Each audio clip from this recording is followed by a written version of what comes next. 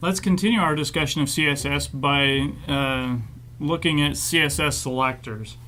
I'm going to go ahead and go back to the course. And you can see where we are if we're in the VT 1400 course. If we click on CSS, we're exploring now selectors, and I think that's in the inline, internal, external, right at the bottom of that in the browser. So let's talk about the CSS selectors. There are three kinds we want to talk about at this point. The first one is this. I'm going to go ahead and move this browser and text editor, and I'm going to try to make the display a little bit bigger so you can see what I'm doing here. Make it 18 point, and we're going to go ahead and talk about it. Let's talk about some HTML selectors. So what is a selector in HTML? Well, it's really any kind of a tag. It could be a P tag. It could be an H1 tag. It could be a body tag. There are many. Each of your tags in HTML are really a selector. And what you can do to stylize those tags is you can say, okay, let's take in the CSS. So I'm going to kind of say CSS mode.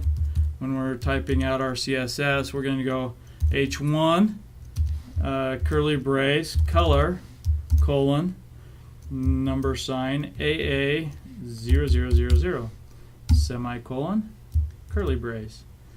So what you have going on here is you can actually, if you use this CSS syntax in your CSS style sheet, whether it's an external or an internal style sheet, we can use that syntax to define the color of the H1 selectors to that tone of red. And so any selector can be done that way as well. So we could say, let's take all of our paragraph tags and say font dash family colon Verdana semicolon curly brace. So we can set a font family for a selector. So those are your HTML selectors. The next one that I want to do is I want to talk about IDs. And in the CSS, what we can do is we can actually set IDs in the CSS and then call them within the HTML document.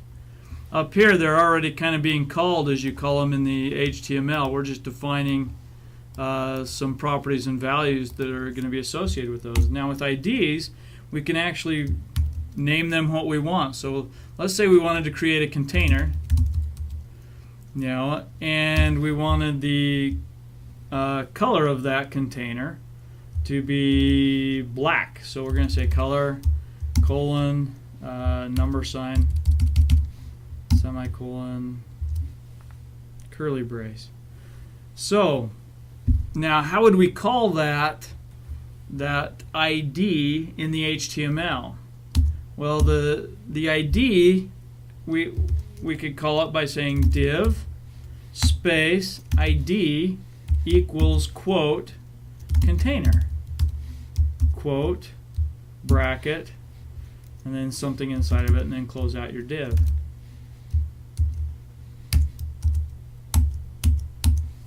So those are IDs. Now there's one other kind of selector that we want to talk about right now, and that's called classes.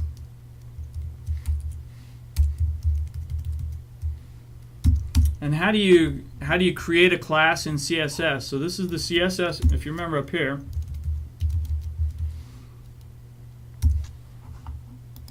And this is what happens in HTML. We're going to kind of follow that same process. I'm going to go ahead. IDs work a lot like classes. So the mode changes a little bit, and instead of using the number sign to define that, we're going to use a period. And instead of calling it by an ID, we're going to say class equals, and then instead of calling it container, we could actually call it container, but we're going to call it something else. Let's say we want all of our body copy to have a certain font family.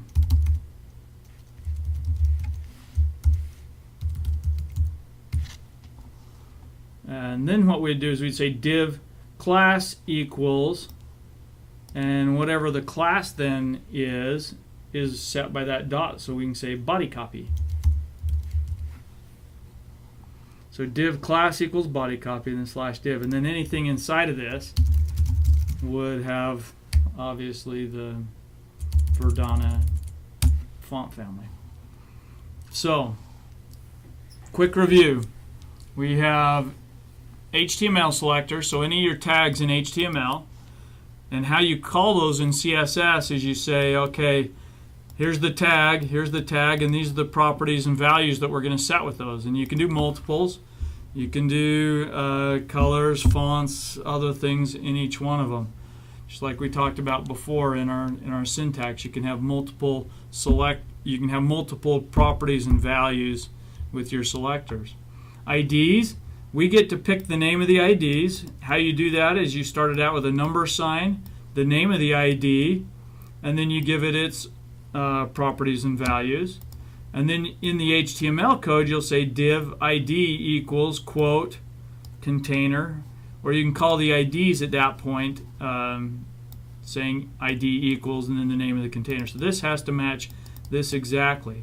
Classes, you create a class by saying period, the name of the class, and you come up with that name, and then you give it its properties and values, and you call that class in the HTML by saying div class equals, and there's other ways, but usually it's the class equals, and then this must match your class exactly, and then you close that out.